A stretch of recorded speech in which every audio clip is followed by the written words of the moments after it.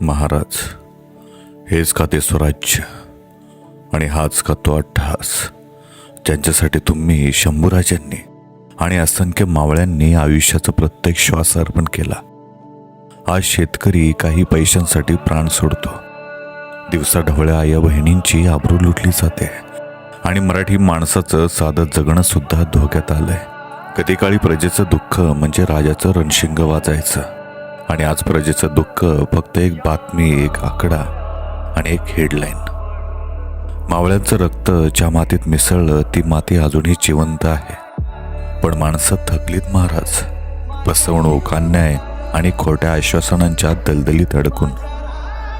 तुम्ही जर असतानाच तर पुन्हा एकदा धैर्य जागवलं असतं, पुन्हा एकदा जिद्दीची मशाल पेटवली असती आणि सांगितलं असतं की उठा, कारण ही भूमी अजून मेलेली नाहीये. लढा, कारण स्वराज्य पुन्हा उभा करायचंय. आणि हो, मराठी रक्त आणि मराठी तख्त आजही जिवंत आहे.